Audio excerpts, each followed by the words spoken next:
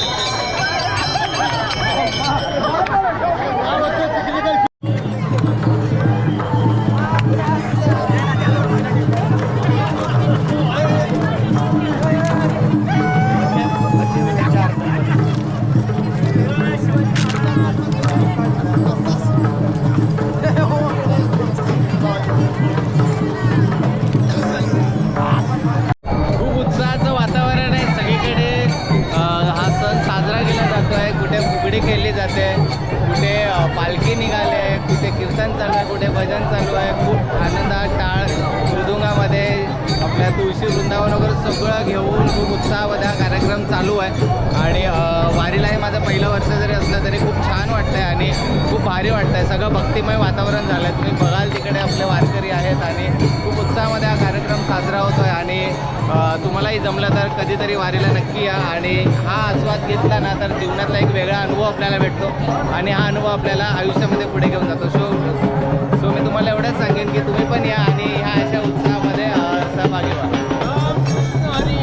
एक झाड बाबांसाठी, एक झाड आईसाठी, एक झाड मुलासाठी, एक झाड मुलीसाठी। जीवनातील ऑक्सिजन खूप महत्त्वाचा आहे। सर्व नागरिकांना आग्रहाची नम्रतेची विनंती आहे। ऑक्सिजन हा खूप आयुष्यातील महत्त्वाचा घटक आवश्यक आहे. सर्वांनी ऑक्सिजनसाठी झाड हे लावलेच पाहिजे. प्रत्येक नागरिकांनी झाडाची काळजी घेतलीच पाहिजे. संगोपन मुलासारखे केलेच पाहिजे. जशी मुलगी तसे झाड तसे संगोपन केलेच पाहिजे. आयुष्यातील खर्च वाचून आपले झाड हे लावले पाहिजे आणि झाड वाढवलेच पाहिजे. रामकृष्ण हरी.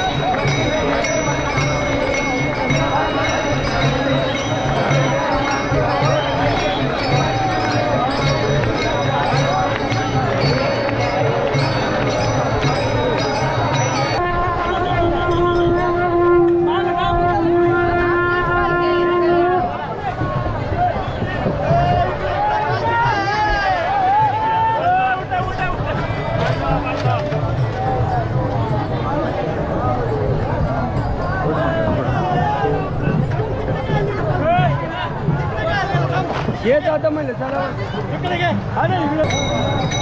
ज्ञानबा तुकाराम, ज्ञानबा तुकाराम, ज्ञानबा तुकाराम, बा तुकाराम, ज्ञानबा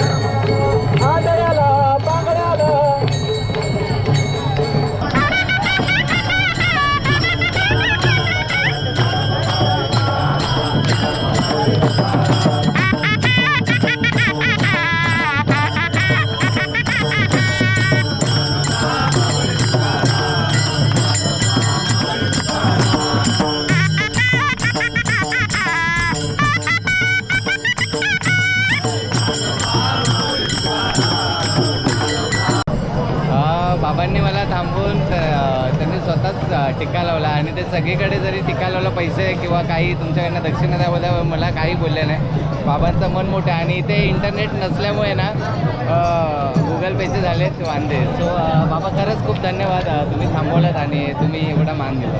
धन्यवाद.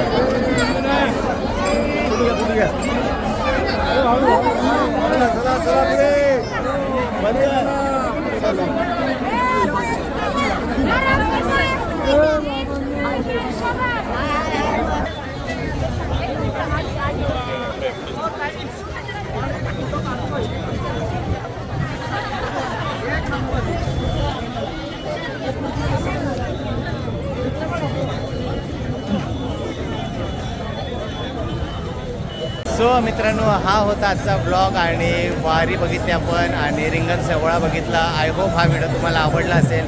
माझ्या नजरेतनं बघितलेला पंढरपूरचा हा ब्लॉग मी तुम्हाला प्रामाणिकपणे दाखवायचा प्रयत्न केला आहे. सो आय होप हा व्हिडिओ तुम्हाला आवडला असेल तर नक्कीच पुढल्या व्हिडिओमध्ये आपण नक्की भेटू. तोपर्यंत बाय बाय. रामकृष्ण हरी.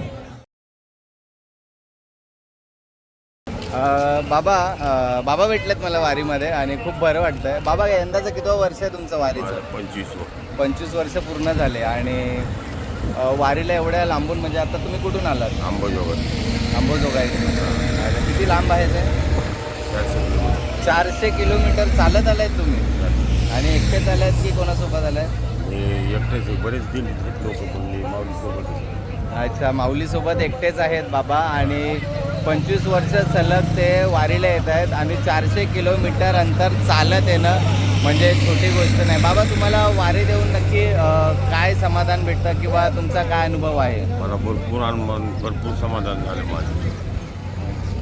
म्हणजे काही अपेक्षा वगैरे देवाकडनं मागायचं असं काय? मला देवानं असं वारी केलं तेव्हापासून माझं भरपूर चांगलं झालं आणि मला देवाला काही अपेक्षा मागायची नाही. क्या बात आहे. आणि आपल्या तरुण पिढीला, यंगस्टर्स लोकांना, लहान पोरांना जे आता कॉलेज स्टुडंट्स आहेत किंवा आता येणारी जनरेशन आहे, येणारी पिढी आहे, त्यांना काय मेसेज द्याल तुम्ही वारीबद्दल आणि पांडुरंगाबद्दल?